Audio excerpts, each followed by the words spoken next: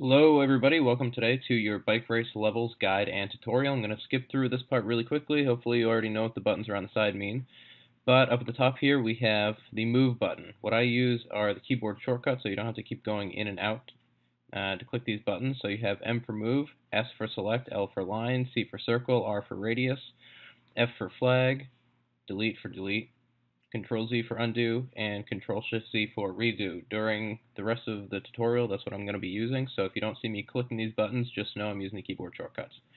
So to begin with, you can start a line anywhere you want, or a C for a circle if you want to start the level this way. Whichever you do, once you've begun creating the level, always try to make sure you line up your bike on the line. And what I mean by on the line, since some people don't seem to know if they should line it up along the bottom or the top of the thickness of the line. If you click on the line and you click I on your keyboard, it'll invert the line, and you can actually see which part of the line you write on.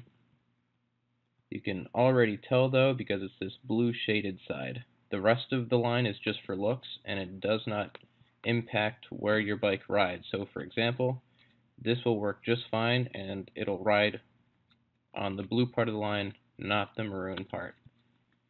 If I invert the line now, you'll see still rides on the blue part of the line.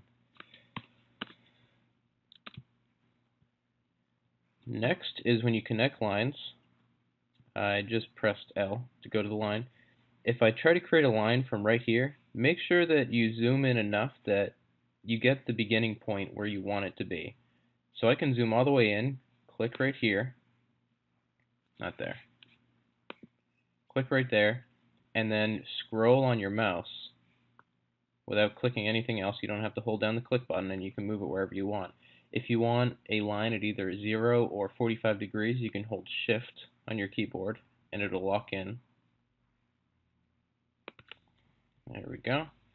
And now say if I want a line going up at any angle, say coming up this way, but you want it to be rounded, you can press R to create a radius. So click where your 2 points connect. You can create your radius this way. Click again to end the radius. And you can do this for both inside and outside lines. So here's an outside radius. Here's an outside radius, and this actually creates a very good example. And then an internal radius. Sometimes when you create the radii like that, the line will invert itself. So press S to select. And if you hold Shift, you can actually select multiple lines, like this, or you can click and drag on your keyboard and select them all. Press I to invert them all at the same time. Now, as you're playing your level, you can press, when you're in the editor mode like this, press the spacebar, and it'll bring you into ready to play. So make sure you do this a lot. You should spend at least as much time playing your level as you do it, creating it. You got to try to figure out how people are going to play.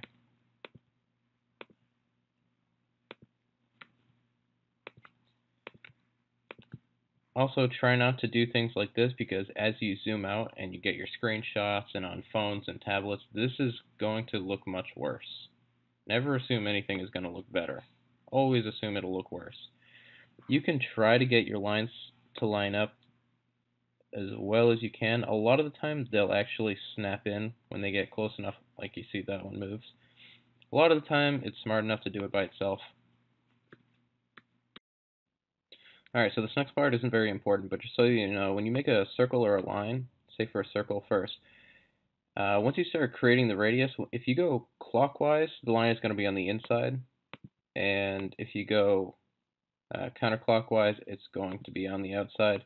Either way, like I said before, it doesn't really matter because your bike is only going to ride on this blue part. Same thing with the line. If you go from left to right, the part you ride on will be on top, and if you go from right to left, it'll be on the bottom. Down at the bottom right here, you'll see that you start with 800 boards. A board is just a line of up to infinite length, or a radius, which is actually just made up out of line segments. So you can see this arc right here is actually just made up out of 12 individual lines.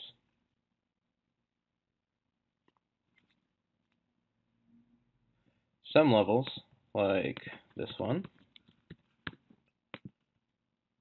one of the oldest levels I've made, has many lines. I've used up all 800. On Android devices, this level seems to lag considerably, so keep that in mind when you're trying to make a fancy level.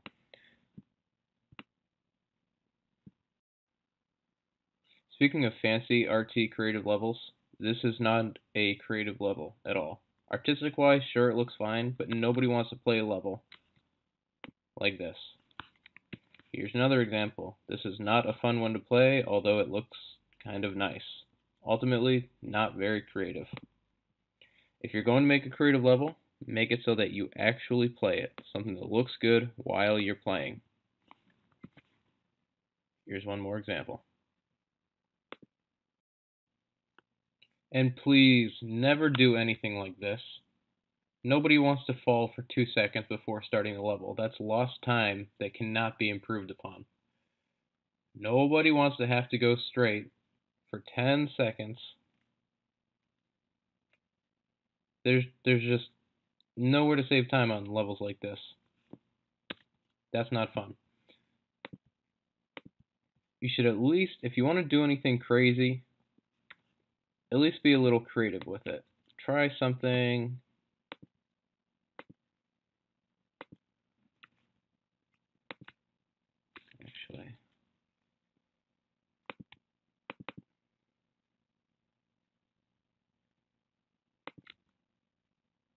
Actually, maybe like this to end your level.